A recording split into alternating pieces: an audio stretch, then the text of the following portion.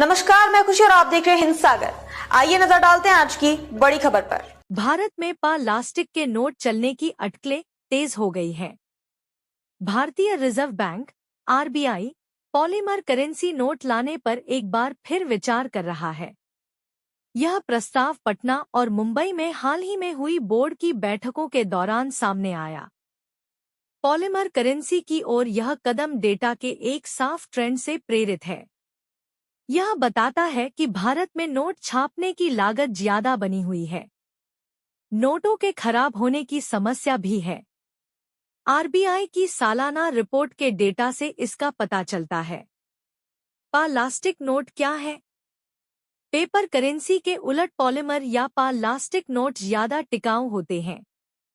उन पर गंदगी और नमी का असर कम होता है। ये ऐसे फैक्टर हैं जो भारत की जलवायु और इस्तेमाल की स्थितियों को देखते हुए खास तौर पर अहम है। इनकी ज्यादा लंबी उम्र की वजह से बार बार नोट छापने की जरूरत कम हो जाती है। इससे शुरुआती प्रोडक्शन एक्सपेंस ज्यादा होने के बावजूद समय के साथ कुल लागत कम हो सकती है। करेंसी छापने की कॉस्ट। भारत में करेंसी छापने की लागत ऊंची बनी हुई है। भले ही इसमें साल दर साल कुछ उतार चढ़ाव आते रहे हैं। आरबीआई के ताजा डेटा से पता चलता है कि करेंसी नोट छापने पर होने वाला खर्च वित्त वर्ष 2024 से 25 में बढ़कर 6,372 करोड़ रुपए के टॉप पर पहुंच गया था। इसके बाद वित्त वर्ष 2025 से 26 में यह घटकर 4,875 करोड़ रुपए रह गया। इससे पहले वित्त वर्ष 2016 से 17 में यह कॉस्ट बढ़कर 7,965 करोड़ रुपए तक पहुंच गई थी। यह एक अपवाद था जो नोटबंदी और नए करेंसी नोटों को जारी करने की वजह से हुआ था। पेपर करेंसी के साथ सबसे बड़ी समस्या लेकिन नोट छापना तो सिर्फ एक समस्या है। इससे भी बड़ी परेशानी उन खराब और गंदे नोटों की भारी मात्रा से पैदा होती है जिन्हें लगातार बदलने की जरूरत पड़ती है।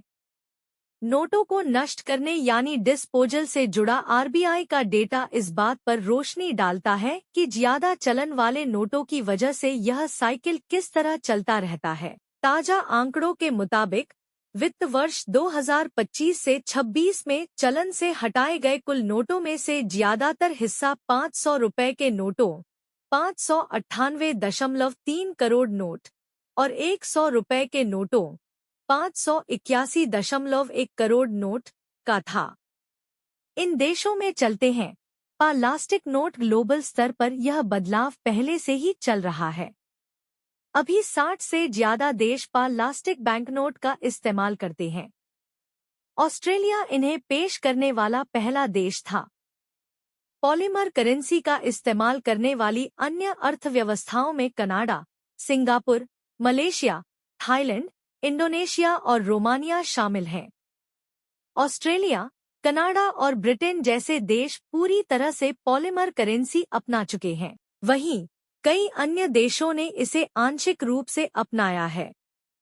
हालांकि भारत सहित दुनिया के एक बड़े हिस्से में अभी भी मुख्य रूप से पेपर करेंसी यानी कागजी नोटों का ही इस्तेमाल होता है। भारत ने 2012 में पॉलीमर नोटों का किया था टेस्ट। भारत ने इससे पहले 2012 में पॉलीमर नोटों का टेस्ट किया था, लेकिन यह पहल पायलट स्टेज से आगे नहीं बढ़ पाई थी। अब आरबीआई इस प्रस्ताव की फिर से सक्रियता से समीक्षा कर रहा है। डेटा लगातार कॉस्ट और ड्यूरेबिलिटी से जुड़ी चुनौतियों की ओर इशारा कर रहा है। ऐसे में पॉलीमर करेंसी अपनाने का पक्ष और भी मजबूत हो गया है। भारत के लिए अब सवाल सिर्फ ज्यादा करेंसी छापने का नहीं है, इसके बजाय यह है कि उसे ज्यादा समय तक कैसे चलाया जाए और उसके रखरखाव की लागत को कैसे कम किया जाए।